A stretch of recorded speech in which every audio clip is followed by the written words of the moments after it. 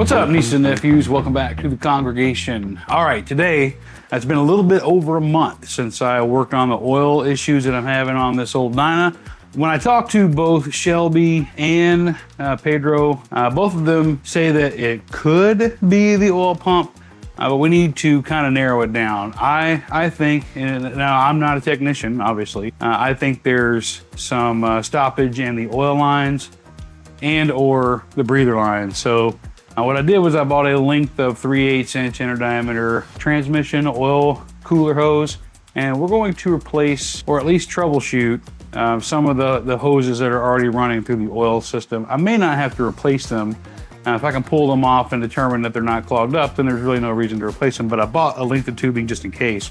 There have been several comments on the last couple videos that, you know, I need to take this to a pro and leave this to the professionals, and yeah, you're probably right. But that tells me a couple things. One, you have not been around my channel for the last couple of years, because typically I'm going to try to do some things myself. But two, you don't know that if I get to a point where I think I'm going to cause more damage or some damage or whatever, I'll call. But what's the fun in that? And plus, this is YouTube. I mean, what good is the content if I don't actually have some content? You guys get to live through my successes, my triumphs, and my failures. Speaking of triumph, I should trade some of these Harleys in for triumphs. What do you say? Probably not, but it sounds like a good idea. Anyway, let's get to it. All right, so I'm going to get this, I'm going to take the battery off. I've never done that before on these old bikes. But what I'm going to do first is I'm going to drain the oil, since I'm going to be working with these lines. It's a different plug than what's on the newer bikes, but at least they kept that kind of consistent. These new drain plugs that I got, brand spanking new, they're not the same ones that are used anymore. Not only do they use the O-rings, but they also have some pipe dope on the threads, so you know they're in there pretty good. Now, if things go as planned, which they rarely do, to troubleshoot this, I don't know if you can see it from the angle that I have, but this there's a little nipple right here, and that's your breather for the cam chest that goes up into this left side 90 degree that feeds through the upper transmission cover and down somewhere, right? There's another vent tube on the other side that Shelby said, hey, check that, because sometimes I've seen like dirt divers build nests in there. Sure enough, on the end of that, there's some stoppage. So that very well could be the entire problem. And I may be wasting my time here, but we're gonna be a little bit more thorough. Now, in order to get this oil line off, and later if I need to take this oil pump off, I've got to remove, well, to get this off, I have to take this guy off. Now, a couple months ago, I did have the foresight to go ahead and order a gasket for here. It goes somewhere, it's like a triangle piece, and a gasket for here. So I have those. It's a good thing, right? There's a good chance I don't need to take this entire battery box out, but too late now. All right, what I want to do though is I want to actually put these in there. That'll keep a hold of the screws, and it'll keep a hold of the these stupid nuts that are down in there. Yeah, I can't seem to get the battery out of the box, but really that's not all that important. I want to go put it on the maintainer, charger, whatever, and then we'll get back to the oil stuff. Hey y'all, sorry for the interruption. I just want to throw out there real quick that the congregation t-shirts are still on pre-order. They've got about a week and a half left of pre-order before I get these things printed and sent out. I know they're not going to be for everybody. I already heard it in the comments. Some people really love it. Some people really hate it. If you don't like it, just move past it. No worries, it's not for you. So with that quick interruption, again, sorry about that. Let's get on with the rest of the video. All right, like I said on a video last month, I did buy this pack of bulk O-rings. Supposed to be a direct replacement for the 11105s, which is the generic O-ring that pretty much, it's everywhere all over this bike, and it's at least on the 3-hole plugs on the twin cams, maybe even your Milwaukee 8s, I'm not 100% sure. All right, I probably got to get a smaller screwdriver for these clamps. We'll find out. Nothing appears to be leaking out of any of these hoses, which either means the connections are liquid tight or oil's not flowing through, right? Those are the two options. If it ain't leaking, it's empty is what the old saying is, I think. There we go. Nice. All right, and then see, this is the return. That's gonna go in the rightmost, or the one closest to me, line coming from the filter. Now everything's been sitting for a month without running or anything, so this also could be a problem. This is our return line, purportedly. All right, now we're gonna work on this ground wire. I did take this neutral indicator out to give myself more clearance for this. That'll allow me to get to that rearmost transmission cover, bolt, nut, whatever. We're gonna get on the other side of the bike here in a minute or two. So I might just have to use this thing the whole time. Know what I mean, Vern? There's a reference for you. If you guys know where, know what I mean Vern came from, put a comment down below. Hey, engagement, right? All right, before we go to the other side, there's a good chance this thing was sumping. Even though it's been a month, I have not taken this filter cover off. I'm looking for oil inside of here, or evidence of oil, not sumping, okay? So if it was sumping and going up through here, I would have oil here in the filter. I'd have evidence of oil there in the carburetor, and I do not. Safe to say that it's not sumping. It's a good thing. I am considering getting a external breather for the oil. I don't know if that's a good idea or not. I've seen some things on it, and because I don't know enough about the whole thing, you know, I haven't really decided if that's going to be for me or not. But it could be a good idea. While I'm over here, there's an oil line that feeds from the tank into the pump here. We're going to attempt to take that off. This here is an old oil line. We're definitely going to put a new one on. All right, so this is your oil line that feeds from the oil tank. Your ignition wires. Well, it's going to be tight to get into. Thankfully, when I remove this, I'm going to take the entire thing out of the oil tank here. So I'll have a little bit of room to work with. All right, I don't expect you guys to see this very clearly, but on the left side of the oil tank, well, I can't really get it all the way down. All right, we're gonna have to work with the kickstand up. I mean, if I was very motivated, I'd probably just take the kickstand off, but I'm not that motivated, so we're not gonna do that. All right, my battery died, but I've got a little 5/16 clamp here on this oil line. The Jiffy stand is kind of in the way. But we're gonna get her done. So this is my supply oil line. You can see the end of it here is kind of shredded. Now, I don't know that this is the problem, right? None of these things are definitely the problem. I'm trying to make this Evo as leak-free as I can. Doesn't mean I'm going to be successful. Let's get it ready to feed some of this oil line through. All right, boys. So we're going to take this oil filler spout off. And this feeds directly into the oil tank. This whole thing does. There we go. Look at this thing. A little dirtier than I'd like, but you know, it is what it is. I actually have an O-ring for up here. We're going to change that out while I'm in there. The whole reason I'm taking this upper piece apart is because I want to make sure, because this is the this back one here is the breather 90. I just want to make sure that it's actually routing where it's supposed to go, right? So it looks like, yeah, there's a whole reservoir in there that we can kind of look at. So until I get this off, we're going to put this right here, kind of block some of that bullshit. But see, taking this whole spout off also gives me room if I need to take this oil pump off. I had a question when I first started looking at this thing. How do I get an Allen wrench in there? Easy. Take the spout out. Easy game. Easy game, boys. All right, without further ado, let's get this upper transmission cover off, something I've been putting off since May. Now, the vent tube that's coming off the other side of this transmission cover is still attached, but it goes to nowhere, so I'm not worried about it. All right, so I had to go inside and let the sweat dry off a little bit. I've got all these mount bolts out now. It looks like it's stuck. We're gonna get a rubber mallet and see if I can't knock this loose. Everything's out. All right, I don't have a rubber mallet. There we go.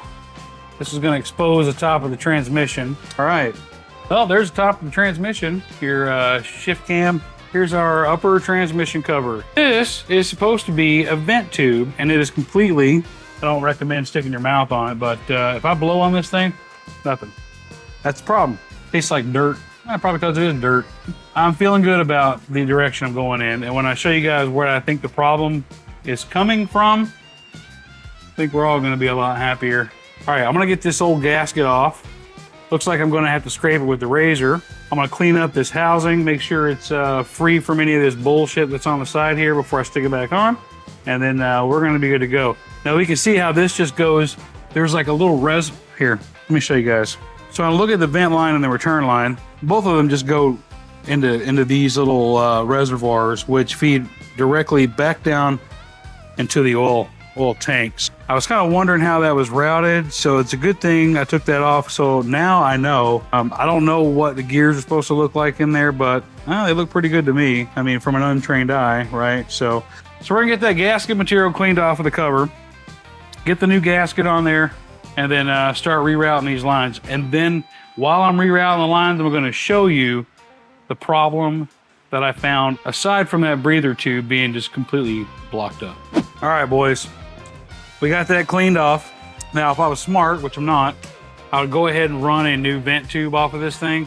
But here's the cover. So once I get this top cover back on, the oil spout back on, we'll go ahead and rerun the oil lines. All right, boys, so we got the transmission cover on. I can't put the filler stuff on yet because I need to get this line through here first.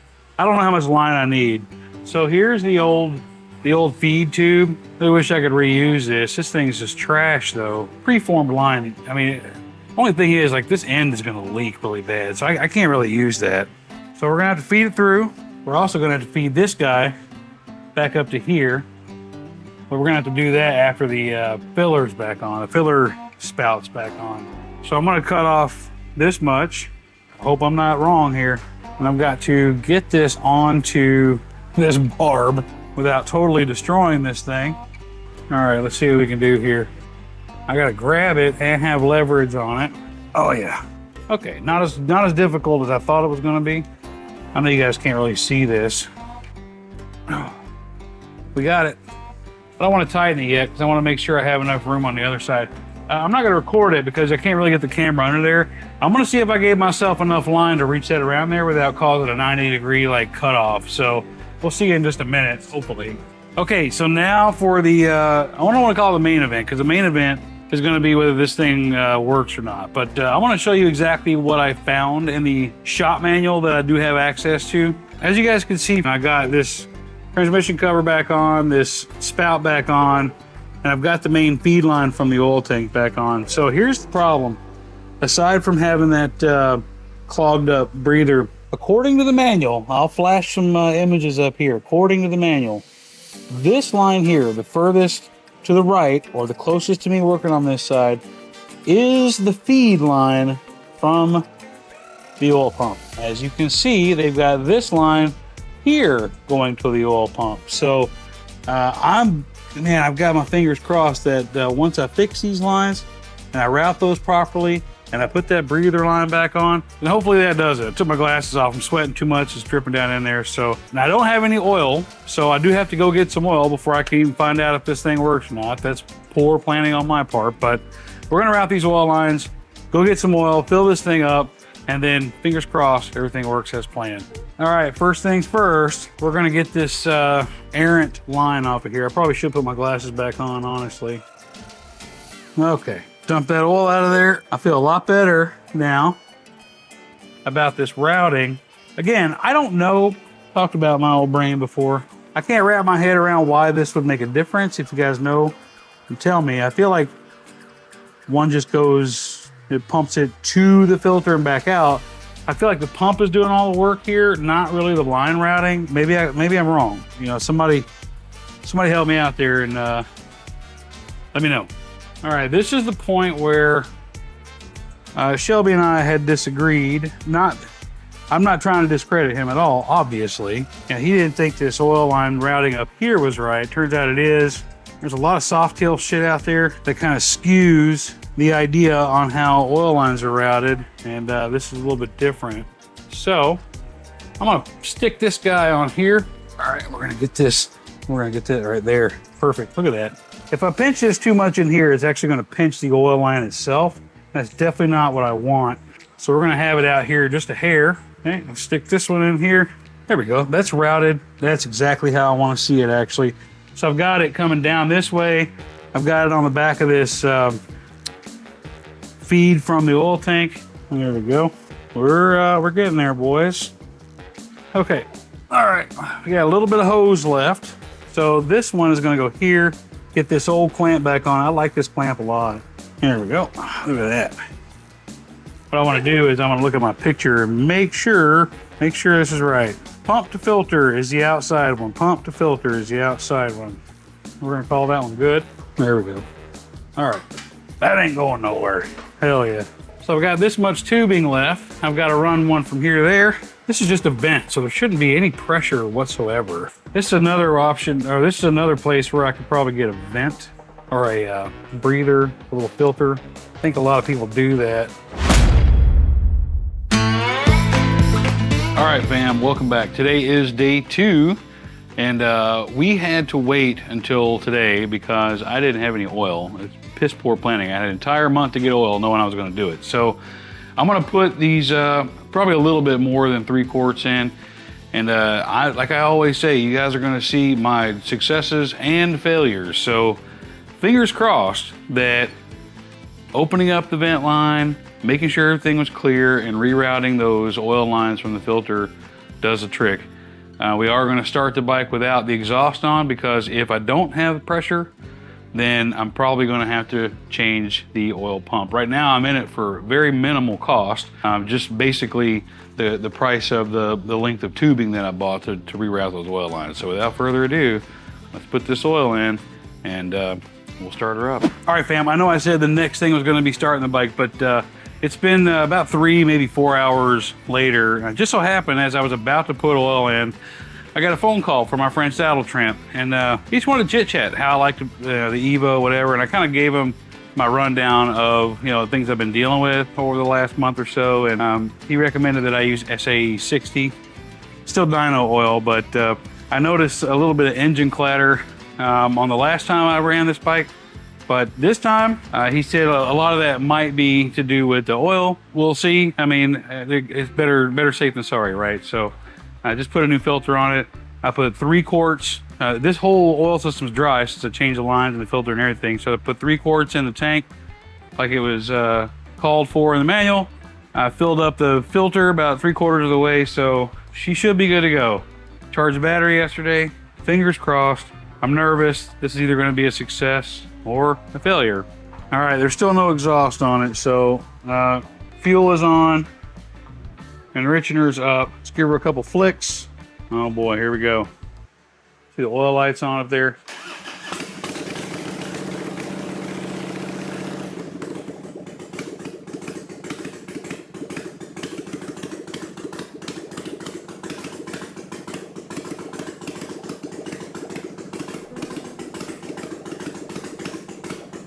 Well, failure. I'd be lying if I said I'm not disheartened a little bit. So now the oil system is dry, like I said. So I am going to try to burp it like Shelby suggested a month. Can you hear the defeat in my voice? I can hear it. So, oh boy. Let's see if we can burp it. I'm going to do that off camera. So I'm a little bit upset right now. So give me a few minutes and yeah, we'll get back to it. See if that changes anything at all. Doubt it. We'll see. There it is, boys. There it is. Hell yeah. All right, literally seconds. All I did was take the oil pressure gauge out, let the air through it, and oil immediately started flowing through. So yes. We're gonna put this thing back together. I gotta get the exhaust back on, the foot pegs back on. Oh, my heart's pounding. I'm so happy. That talk about taking you down to your lows and then right back up to your highs again, baby. I love it. Put it back together and let's hope that it's not just running okay because it's cold. That's what I'm worried about now, but we'll find out. All right, boys, what good would a maintenance video be without a test ride? I was actually gonna do this tomorrow, and I've been celebrating my success all afternoon. And let's get this thing started and warmed up, shall we? I've been thinking it, and somebody said it out loud. They said, shouldn't you make that call when the oil is hot? Yes, and I think I think after that comment, which I totally agree with, we're gonna go get the oil hot. So if you guys watched the video where I rebuilt the carburetor, when I first realized, that was also the video that I put the new oil switch in, the oil light switch, and that's when I discovered, you know, on that test ride, especially after the oil got hot, that we didn't have any oil pressure there. So, man, what sounds good, feels good so far. We're gonna watch that light, well, where the light's supposed to be. I'm gonna take the exact same route that we did on that little test video. I'm not gonna get too crazy. The carburetor's still not tuned. You know, I kind of stopped dead in my tracks right after I rebuilt it. We need some gas. Let me. I'm not gonna take the exact same route. We're gonna go get gas. Otherwise, I'm gonna run out.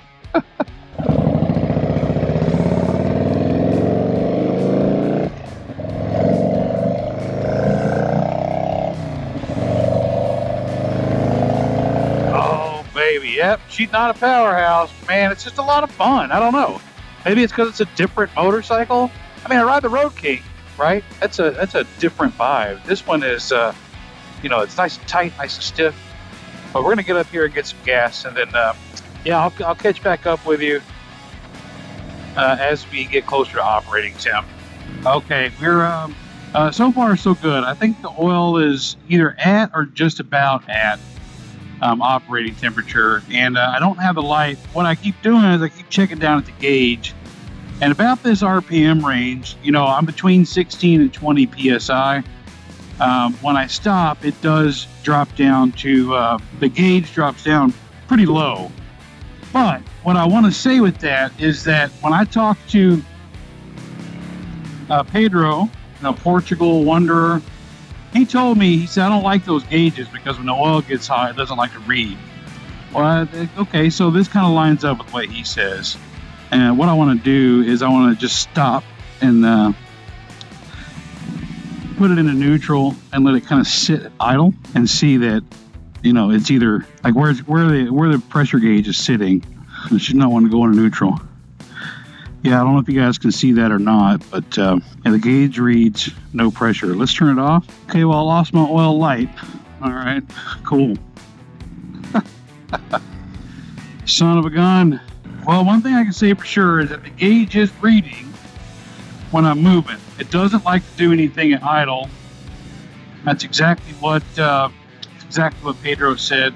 I'm a little concerned about this absence of a light. That's the whole thing that started this troubleshooting thing, was I didn't have a light. And we changed the switch, did all kinds of shit. I may end up just having to put another switch in. This one has been kind of rolled around, beaten up a little bit.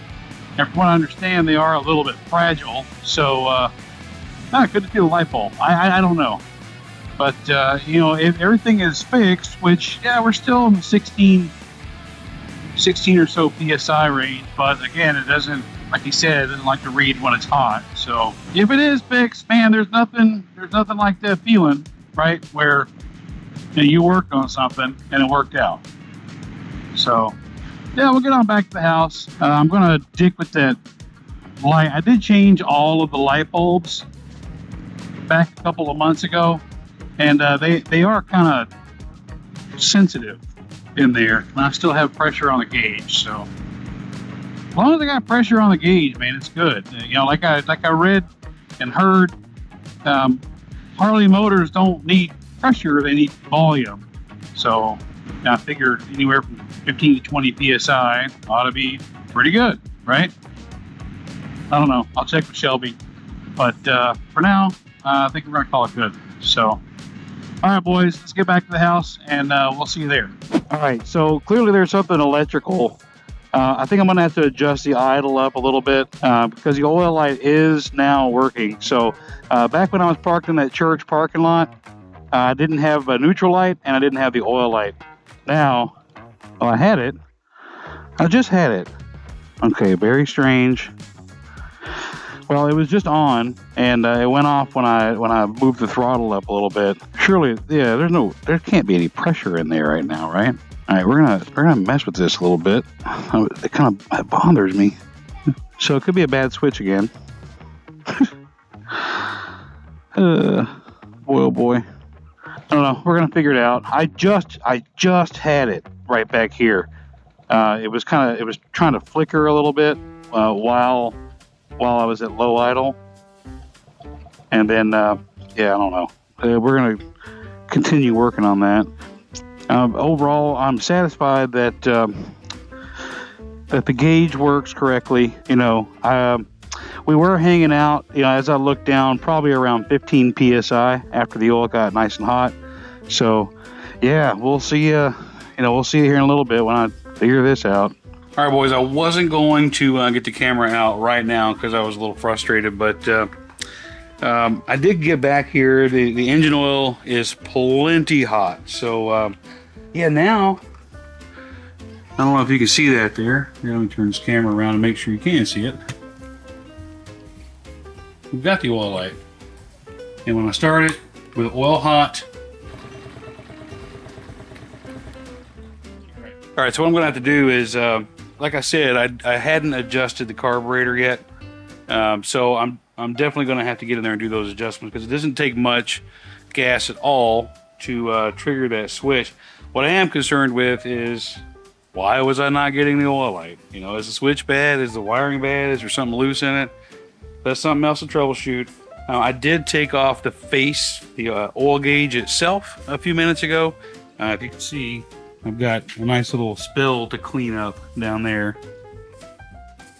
So, yeah, yikes, right? But that's why I've got kitty litter, so we'll get that taken care of. But anyway, I did take off the oil gauge itself, started it up, it was kind of flowing, and every time I give it gas, it would shoot out. So I've got oil pressure. I'm not really concerned. I will probably do that, you know, take the gauge off test from time to time just to make sure. But for now, we're going to wrap this one up. Don't forget, I've got the congregation shirts. I know it's not for everybody. Some of you guys really, really love it.